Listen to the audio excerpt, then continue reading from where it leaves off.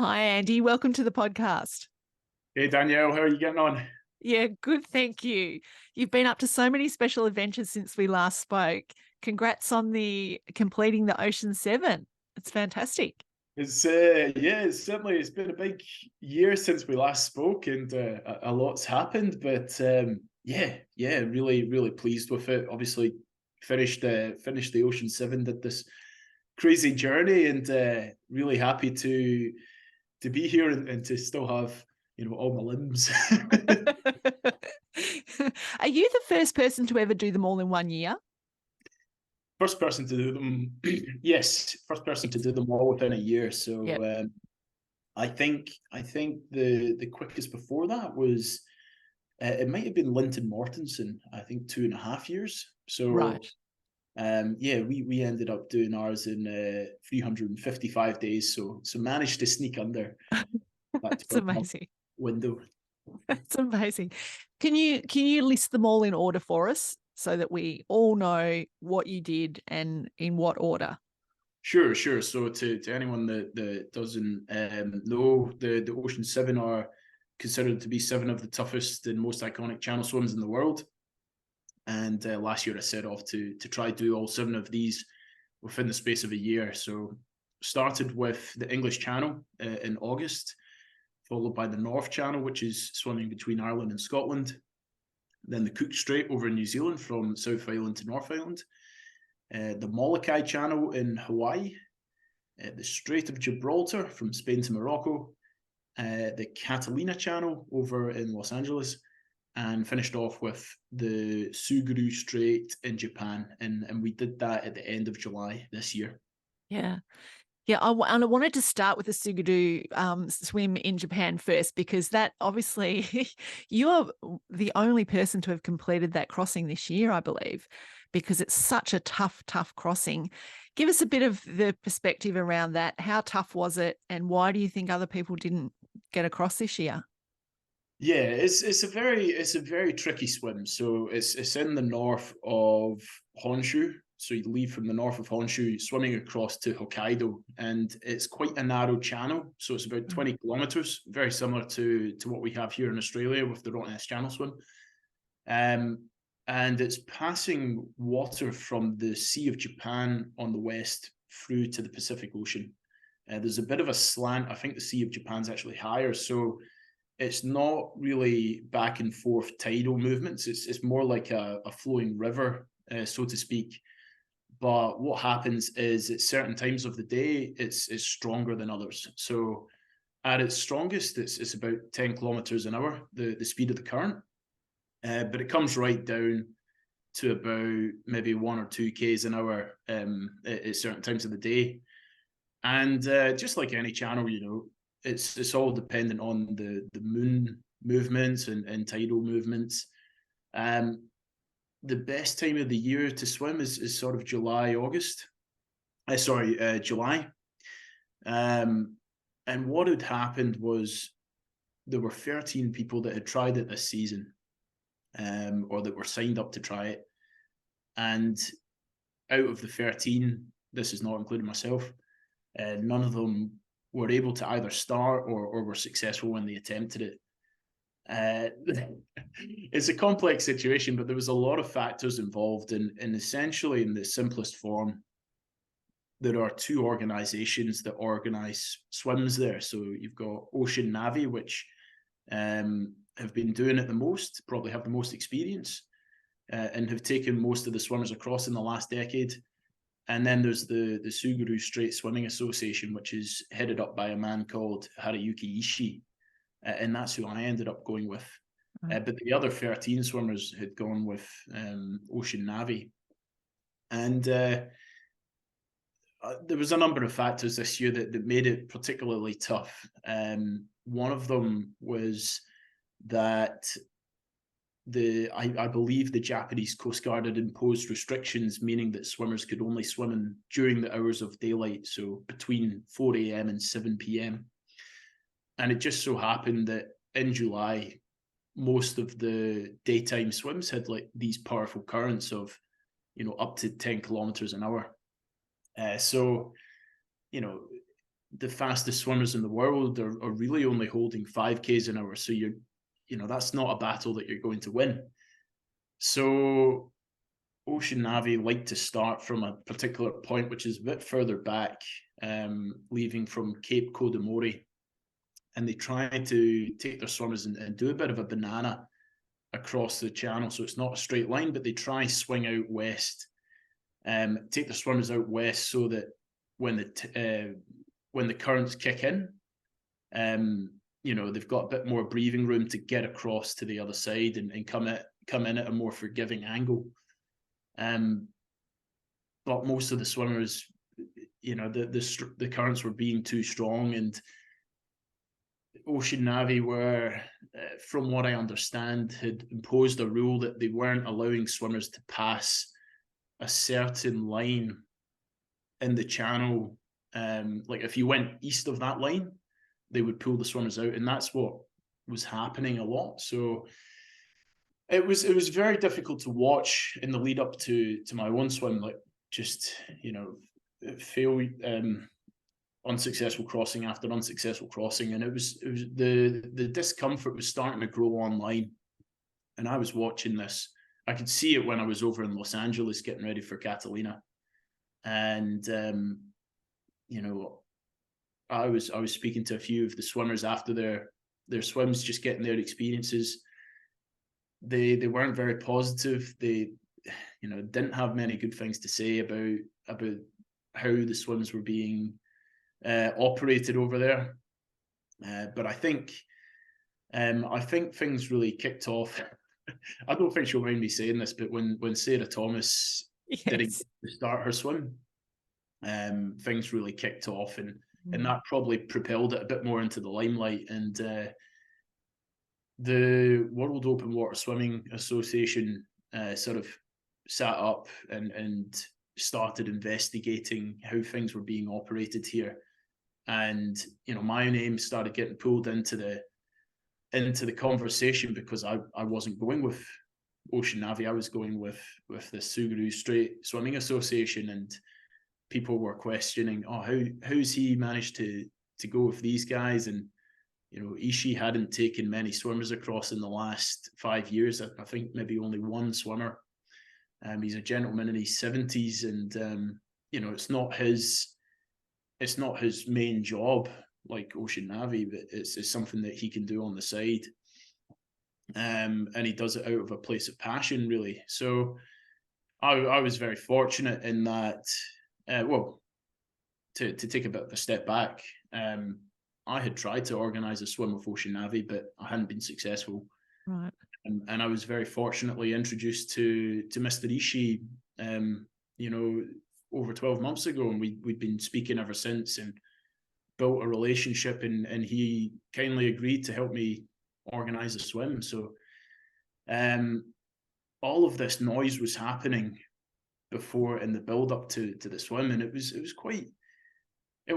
not easy to focus on the swimming. I was being bombarded with messages like, have you seen this? And they're saying this swim is now impossible to do, and such and such is questioning how you organised your swim. And I'm just, I'm a swimmer. I'm not, like, I've just done what I've thought is right. And I've been fortunately introduced to this guy, who's able to take me across and has taken swimmers across successfully in the past. So that going in, and then obviously this was the last swim of 7 that I was trying to do in the space of a year. Like, there was a lot, the stakes were high, and there was a lot of pressure coming into the swim, and naturally doubts are going to cross your mind.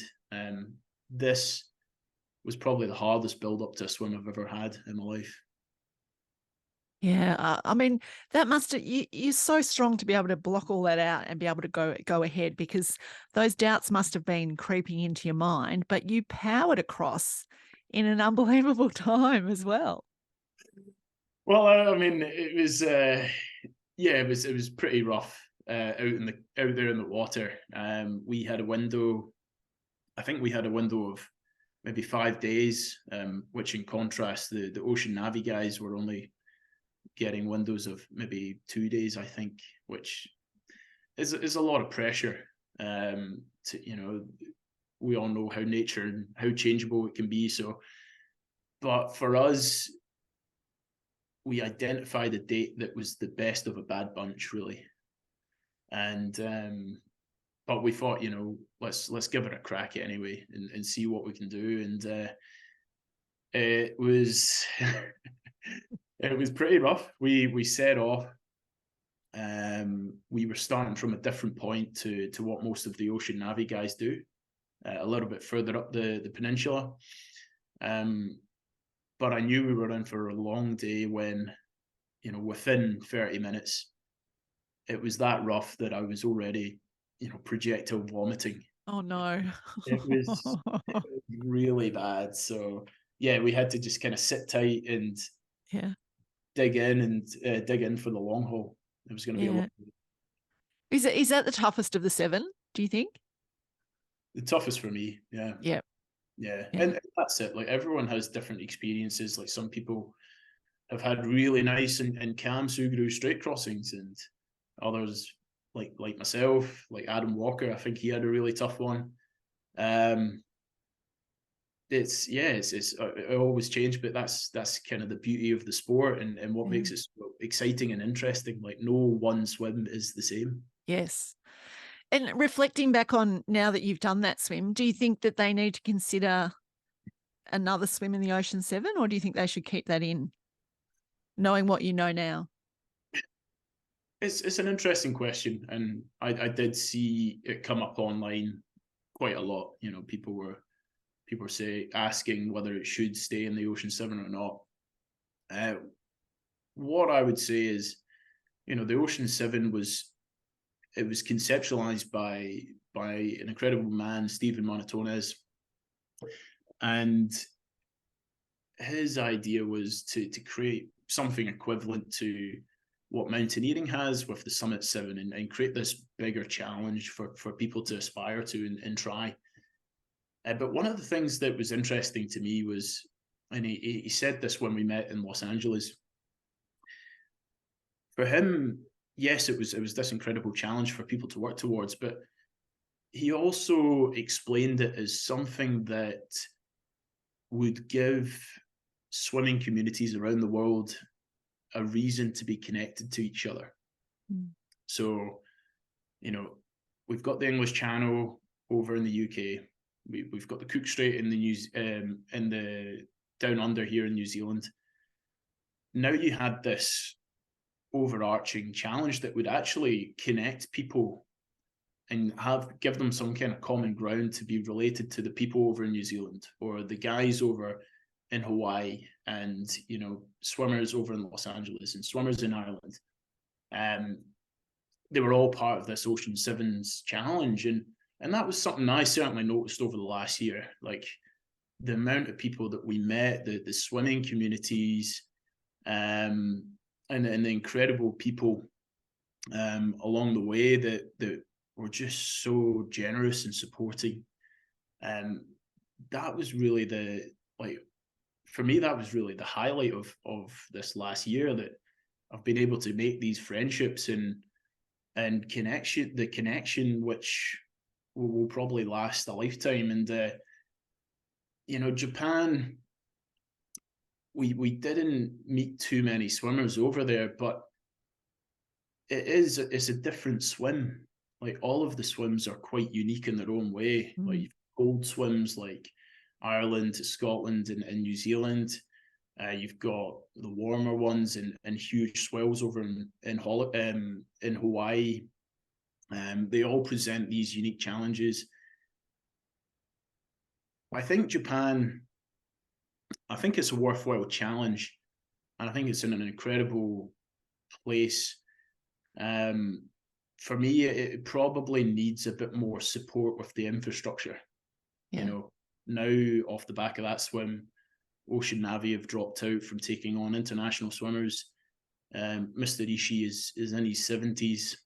He's come out saying that he's happy to take more swimmers across in the next year or two. But I think, there needs to be, I think all of these swims need to be held to a certain standard. Mm. And then really for me, the English Channel, the North Channel and Catalina are really the standouts in terms of, like, they have incredible safety, supply of boats that can take you across, like they can meet the demand. Because I think this challenge is only going to become more and more popular, and we need to look after the swimmers, and that needs to come first. Yeah, there is a great business opportunity for you. Well, I mean, I think a prerequisite is probably being able to speak Japanese. True. Yeah, that would make it a bit easier. Anyone listening that wants to set up over there, I can make an introduction. And in terms of your support crew that you have on the boat, did you take the same people to each of the swims? Because I noticed you had Shelley Taylor-Smith on there. Was she at all of your swims, or was that just in Catalina? Who do you take? Yes, good question, Danielle. I think the ideal scenario would be that you'd have largely the same crew in each swim. Obviously, with them being all scattered around the world, you link up with local skippers because they know the waters best. So we had incredible skippers in each of the locations. Guys that really knew the waters. You place your trust in them because you don't really want to be worrying about whether they are going in the right direction or whatnot. But in terms of a support crew, I was quite fortunate in that a gentleman here in Perth, a guy called Jay Prashal, fellow swimmer, we trained together. He was able to come to 6 of the 7 swims with me, and he became really my key handler and member of support crew for the Ocean 7. The one that he did miss was the Cook Strait, which is the one that I broke the record in. So I do kind of give him a bit of stuff for missing that one. But yeah, I was super fortunate. Shelley Taylor-Smith, you mentioned there, absolutely incredible swimmer, one of the legends of our sport. She's been really involved since the beginning of this challenge, just providing a lot of insights, taking me under her wing a little bit, mentoring, speaking from her own experiences, and really providing a lot of guidance from that mental aspect of the sport. Because, there's statistics out there that say that marathon swimming is 80% mental, 20% physical, and so that's been really incredible to have her support. And she's been able to connect me in with a lot of people on the ground in all of these locations, guys like Ger Kennedy in Ireland, or Gronya Moss down in New Zealand, incredible people over in Los Angeles. It's just been really amazing. And when I set off in this journey, we'd come out with these pretty lofty goals.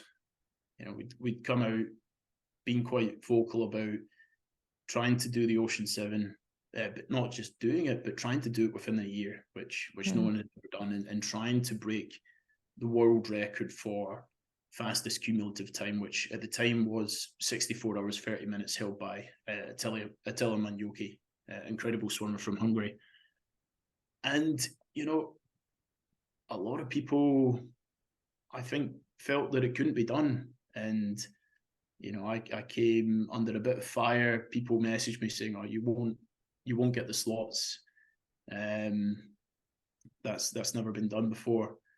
And it's hard when you're open about your goals. You do put yourself out there for scrutiny, and you're a bit vulnerable. But the flip side of that is people stick up their hand and offer help. People will admire your guts and see what you're doing, and will want to help. And I was very fortunate. Guys like Shelley came on board, and Jay Purcell came on board to support. And obviously my family were big parts of the support crew too. You know, my mum came on 2 of the swims, my dad came on 3 of the swims, my sister took over my social media and embarrassed me a lot, but she was my far. So yeah, it's so important. And I think when you've got the same crew or people that know you well, it just makes it a lot easier, and it's one less thing to worry about when you're preparing for these swims, because they know you and they know the drill. So it's just a matter of, it's one less thing to worry about, and you can just turn up and execute. Yeah. I know you just mentioned Shelley helped you a bit with the mental side of things. What kind of strategies did she give you to help with that? I think there were a lot of different ones. You know, when I went to Dover for the first time, for the first swim, and yes, we'd been quite vocal about going for fast crossings and breaking records. It was difficult because I hadn't really experienced the Dover coaster before. So the Dover coaster is what they call the sort of waiting period before your swim. Like a lot of these channel swims, they give you a window of days. They have a slot system, so slot 1 will go and get first priority in that window of like a good day. Then it goes to slot 2, slot 3. I was slot 4 for the English Channel. Right. So I'm having to wait for 3 people to go before it's my turn. And if the weather's not good in that window, then you know you're out of luck, and you might have to come back another time, or they'll squeeze you in elsewhere. So it's very different to traditional racing, which is what I'm used to, where you pretty much know what day, almost down to what minute you're going to be starting. Whereas here you've got so many factors involved, like the weather and the wind, the tidal movements, the time of the year. So for Shelley, she was kind of consulting me, not consulting. She was, you know, making sure that my head was in the right space, trying not to be too worried or get too worked up or impatient or any of that kind of stuff during that period. Just staying calm, but also being ready to go, because sometimes you can get notified, you know, only 4 hours before you're meant to go. So wow. It's that kind of balance of staying calm but being prepared for dropping into a swim. So yeah, just things like that. And you know, especially in Japan, when there was a lot of noise, just what kind of advice she could provide from her own experiences that might help me in those situations. So what we ended up choosing to do was to stay offline, have a social media blackout, and just focus on the present and the task at hand. So there was a lot of things she was able to share from, because she's been down this path herself, and you know, able to speak from experience, which is just so helpful. Yeah, absolutely. And if Japan was the toughest of them, what was the one that what was the, no, I won't say easy, because then none of them are easy, but what was the one that you enjoyed the most? I enjoyed them all. Yeah.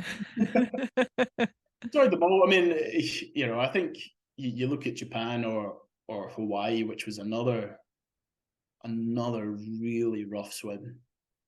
And of course, I think at the time you're not, the word enjoy probably doesn't come to mind. No, I'm sure. But you go through those experiences, and it's amazing how resourceful we can be as people and as humans when things aren't going to plan or we're pushed beyond our limits. Like, we somehow can find a way through. And I think what's amazing is when you can look back at that and you can realize just how we can deal with adversity. when it comes our way, because it's inevitable in life. And that's quite amazing. I think that those points which, yeah, I suppose are your lowest lows, when, for me, I was only covering 1.5 Ks an hour in Hawaii at one point, which is taking, for the swimmers out there, it's taking 4 minutes to do 100 meters. That is like the lowest of lows, and you're getting pushed off course, or you're not making any forward progress. But it was also the highest high, because it was able to push through and keep on going no matter what. And there was a lot of things that motivated me to keep pushing through in those moments. But that will always be in my arsenal. I can always draw on that experience when life ever gets tough. And if I hadn't gone through that in Hawaii and had a really tough swim there, I might not have had it in me to finish off in Japan when times got tough. So that's not really answering your question, though. It's I'd say, I think enjoyable. I really enjoyed Strait of Gibraltar. That was the shortest of the swims, and it was quite calm.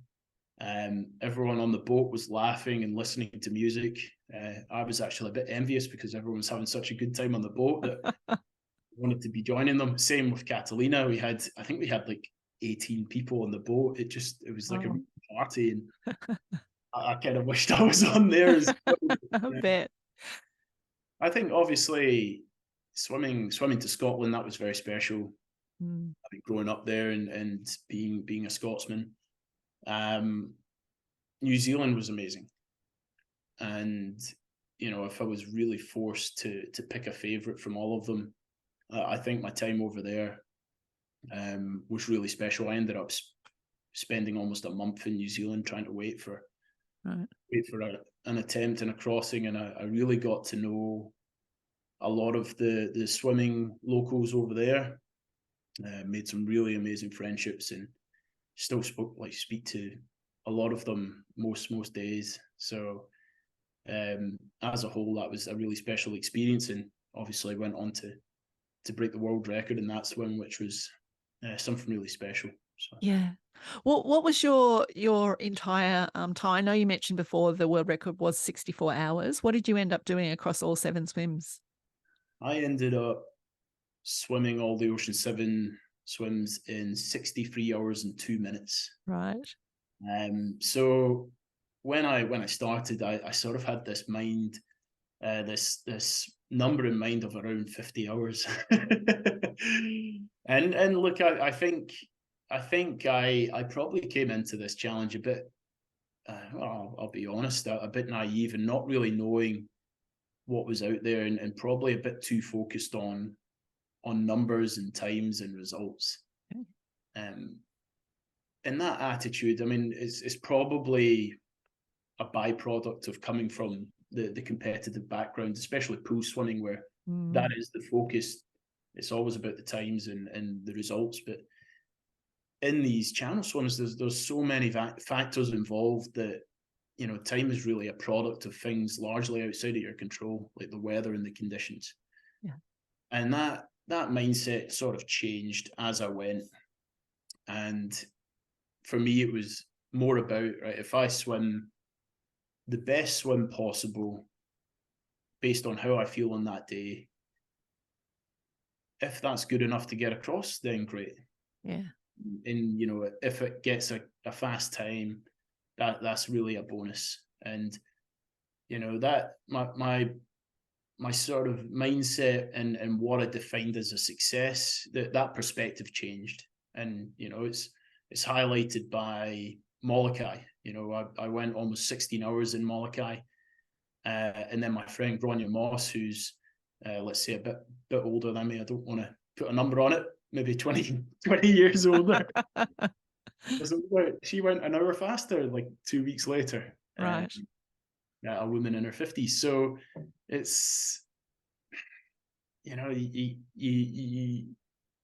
can't do any more than giving it your best. And with that cumulative time, we came into the last swim with a fairly decent buffer on Attila Minyoki's times, if you were to add them up. And it went right down to the wire, you know. Yeah. On the day, we had this 7 p.m. curfew, and that 7 p.m. also was like this, almost like the time limit for beating Attila Minyoki's 64 hours. And we came within an hour of that. Yeah. At the end. So it was stressful, and it really went down to the wire. But you know, that's ocean swimming for you. There's and that's the nature of the nature of the beast. If you give it your best, you can't ask for more. Absolutely. And you certainly gave it your best. I mean, what a amazing feat that you've done. You must just be so exhausted. I think I think mentally as well. Yeah. We talk about the physical challenges of the sport, and obviously the cold water, the distance, you know, large swells, they're all going to take it out of you. But I think mentally, you know, the way things landed, like as I mentioned before, I didn't start this challenge with everything booked in. We pretty much just took whatever we could get. And how that ended up falling was like the last 5 swims were month back to back. Yeah, they were close. Yeah. Yeah. And having to pick yourself up mentally after each swim and get back on the horse and give it another crack. You know, that was really tough. And, you know, I'm not a full-time swimmer. I have a job. I have, you know, external pressures as well. In June, that happened to me. I had some work issues that really were starting to overflow into the challenge. A couple of personal issues. Was in a bit of financial trouble, and that really smashed me mentally. And I ended up, I flew over to Los Angeles, and I completely crashed before the swim. Got really sick. Was in pretty much bedridden in the days leading up to it. I was sleeping like 14 hours a day. Wow. And you know, it's hard enough when you're not feeling great to just go into work, or you know, turn up to training. But when you have to do a 32 kilometer swim, Yes. and you know, you've got people. I had my family flying in from Scotland to watch it. I had other people from America flying in to support on the boat. You know, you don't want to let anyone down, and it was tough. And it was the only time in this last year that I felt like I didn't want to be there. Right.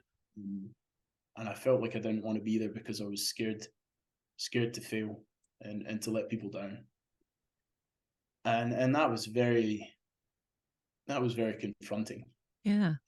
Those days. And you know, the negative thoughts were sort of, you know, flowing in, like smashing through it felt like a sort of dam wall, and everything's like trying to hold. Yeah. And that was tough, but it was amazing. It wasn't really until the day of the swim when, you know, I saw my dad and my aunt and uncle, my dad's partner, Debbie, they were waiting on the docks, and just like a switch flicking, you know, I just thought, you know what, don't really care how I feel. I'm just going to give this everything, whatever I have in the tank. I don't even feel like I'm 60% good, but you know, that's life. Yes. You know, you wait for the stars to align. You can't feel your best every day, but you can give your best every day. True. So let's just do that. Yeah. I think that's what got you through all 7 of the swims. I mean, that's fantastic.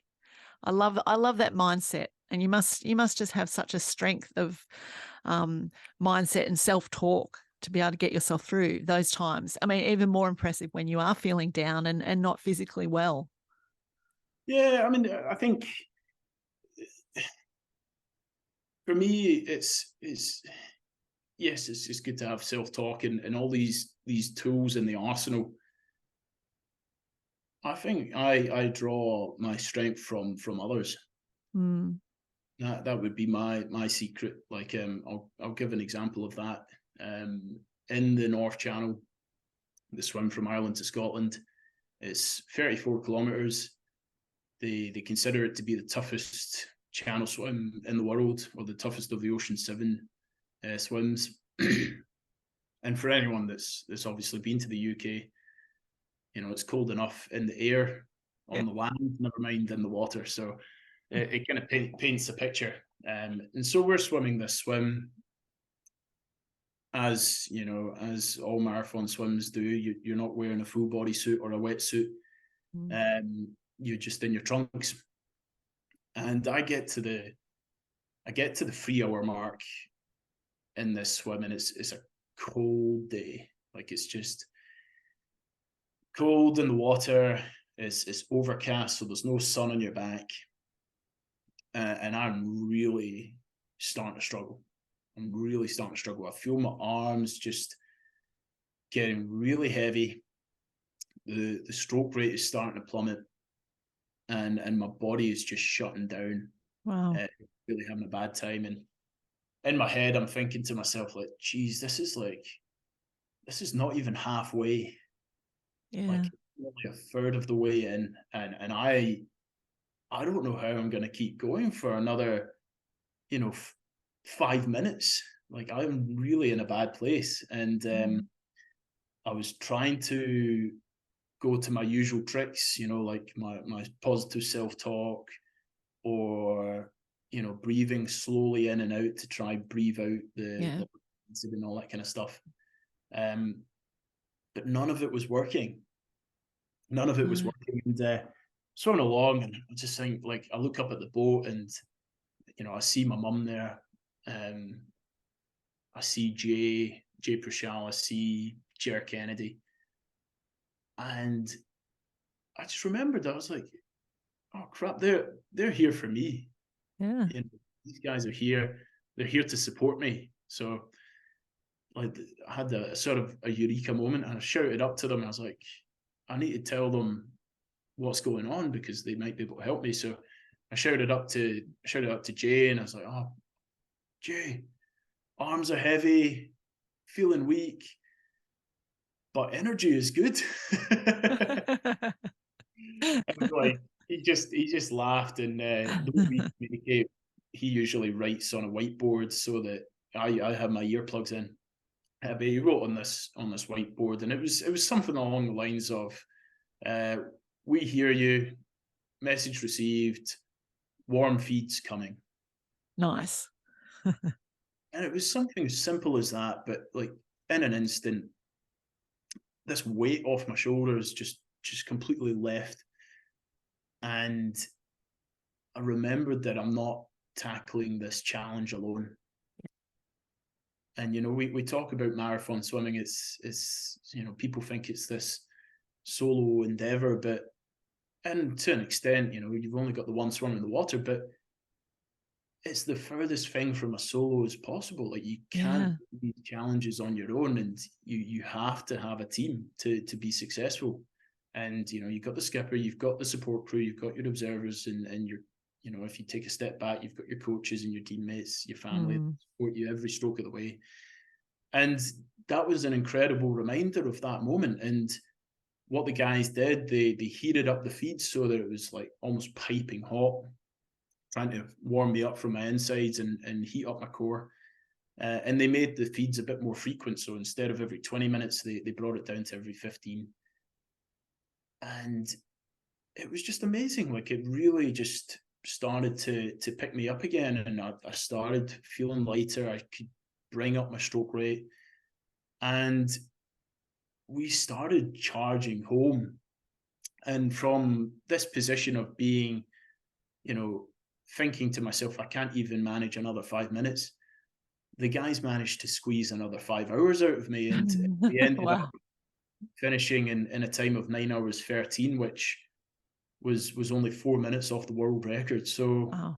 it was just incredible, and it was the epitome that for me it was an incredible reminder that, like life, when challenges come our way, it's okay to stick up your hand and ask for help. Yeah.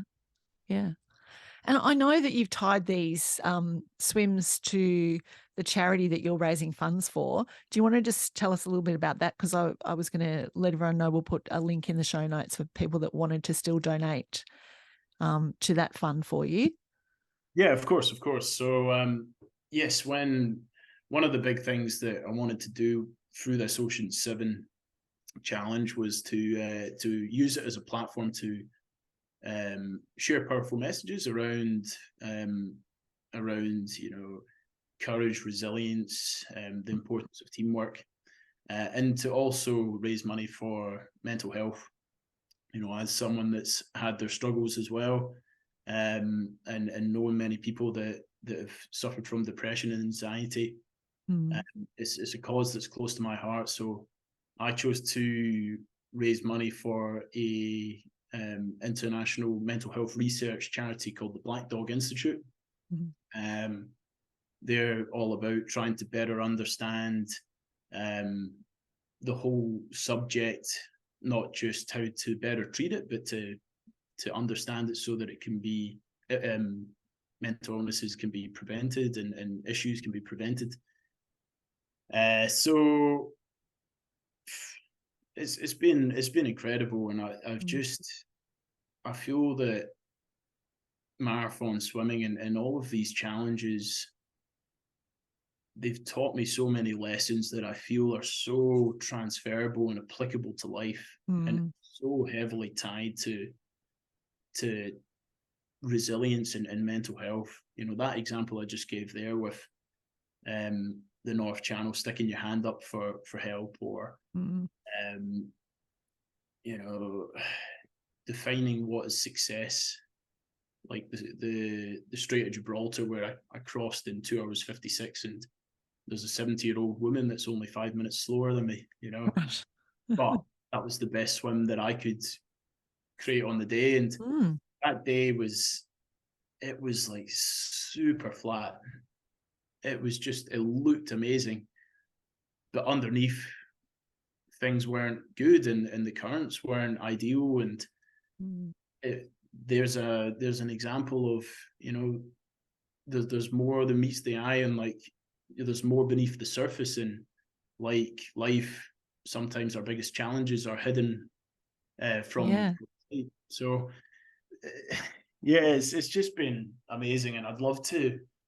I think for me, my future steps, I'd love to continue sharing these kind of messages in the hope that it might help other people, especially those that have been through tough times like myself, and other swimmers who would love to take on challenges like the Ocean 7. Yeah.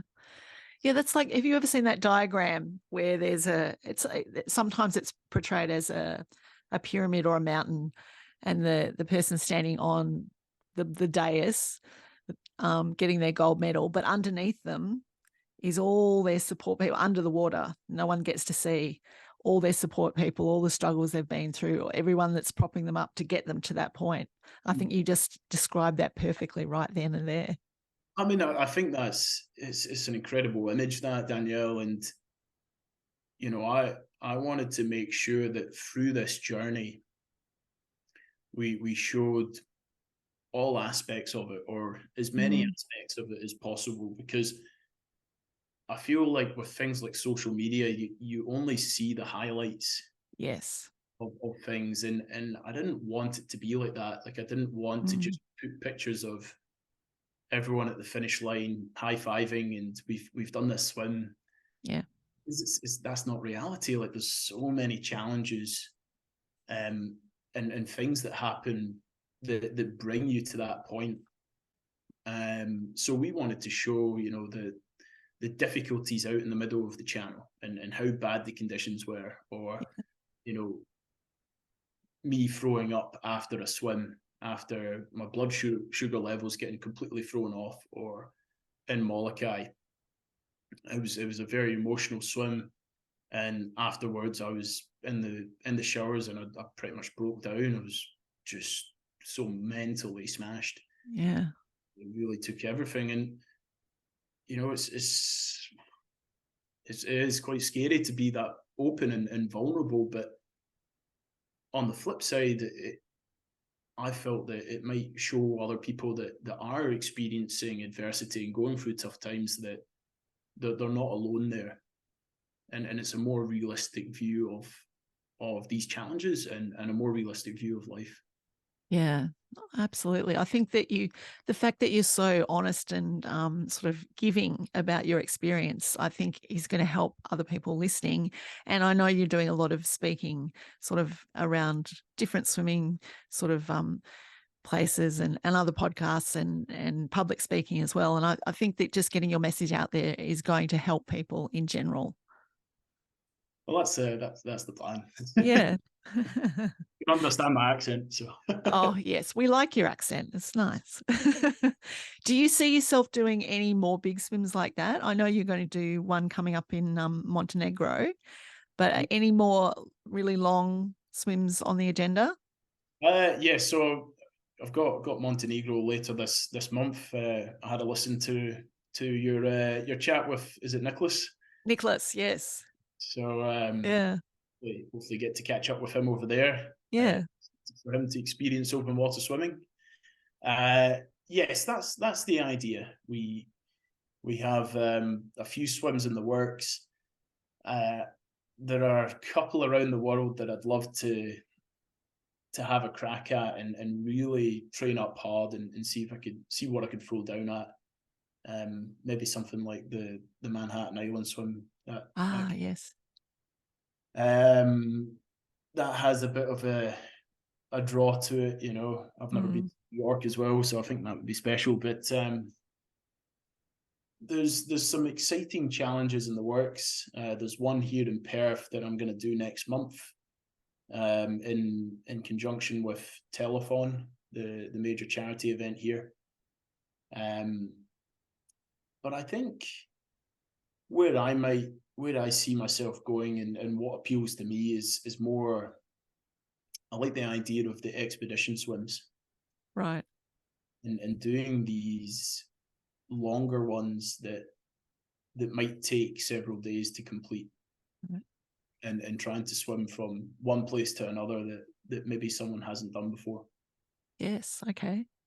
So speaking with a few people, we've got a few things in the works, which I can't talk to. Okay. Until they become public, but yeah, that's in the works. And then also, looking at the Ocean 7, we filmed a lot of that, and making a documentary is something that I think something I'd love to do, and to not just share my story and my learnings, but to also shine a light on the sport and the community that's in it, because without the community and the people that I met, I wouldn't have finished.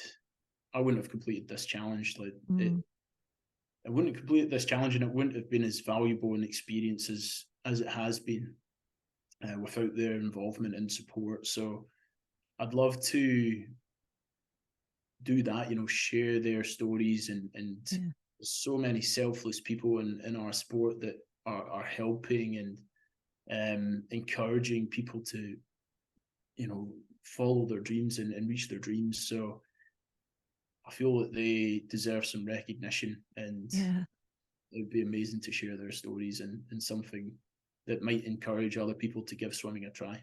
Yeah, I would certainly watch that documentary. So let's get it up. Let's get it on Netflix. If anyone's listening, that knows the higher powers that be at Netflix or yeah, exactly. I know I asked you this last time you came on, but I always like to ask favorite 5 deep dive questions, but I've made yours a little bit different today.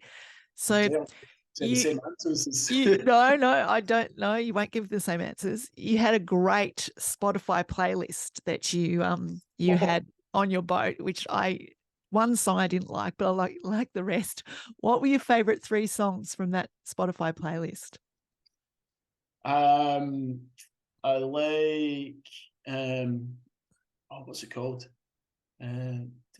Casey and the Sunshine Band. Oh yeah. Give it oh, do you know the one? No. Am I just sorry. Baby Give It Up. Is that the one? Yeah, that's the one. Yeah, That's the yeah. one. But I don't think that's the name of the song. But anyway. You know what it is. So I know that one, yeah.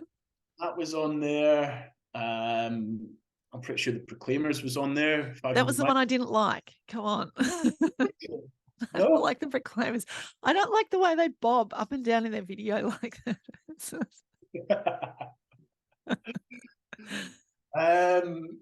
What else was on there? I'm not too sure. I mean, there was all sorts of things. Like there was Pump the Jam. I'm pretty sure MC Hammer was on there.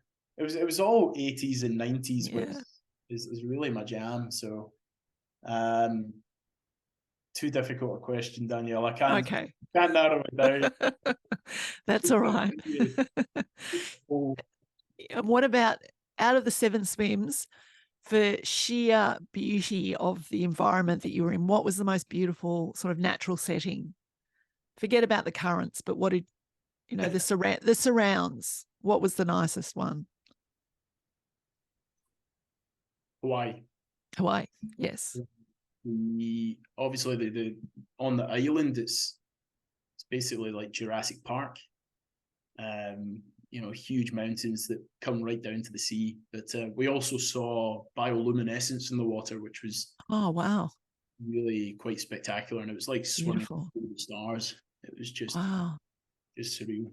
That would be beautiful. And what was the nicest water to swim in of the straits, the channels? You know how every water has different feeling wherever you go. Which one did you feel the best in? I felt the best in New Zealand. Nice. Okay. Yeah, it felt quite nice in there. Beautiful water.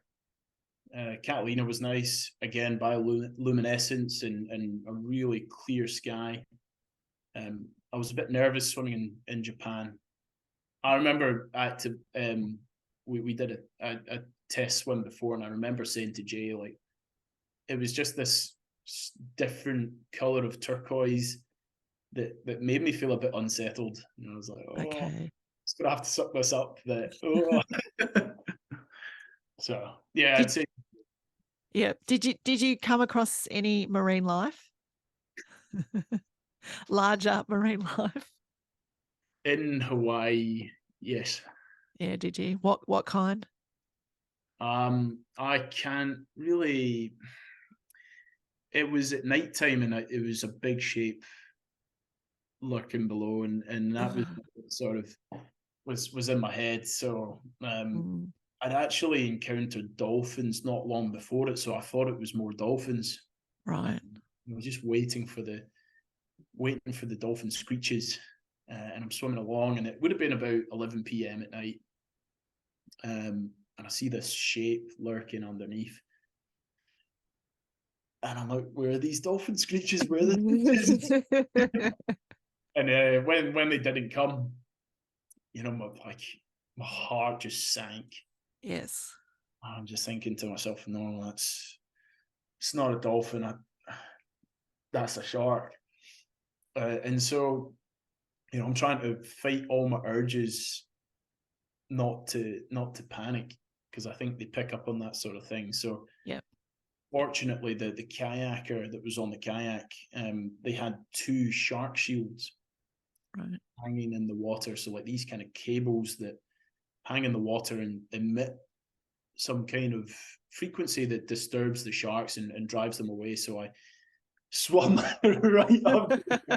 It was basically the kayak because the boat is, a couple hundred meters in front. Yeah. And I think Kainoa, who was the kayaker at the time, I think he thought I was swimming off course, so he starts paddling away. Oh no. Wait up for me, don't go. So that was an interesting time, but it disappeared off. But thankfully, yeah. sharks, jellyfish, dolphins, tuna, they'd probably be the main ones that I've seen in this challenge. Yeah. Well, let's hope that you don't come across another one of those sharks. Oh, hopefully not. Yeah. And I suppose the last question I wanted to ask, if out of all of the 7, which one would you do again? The shortest. Look,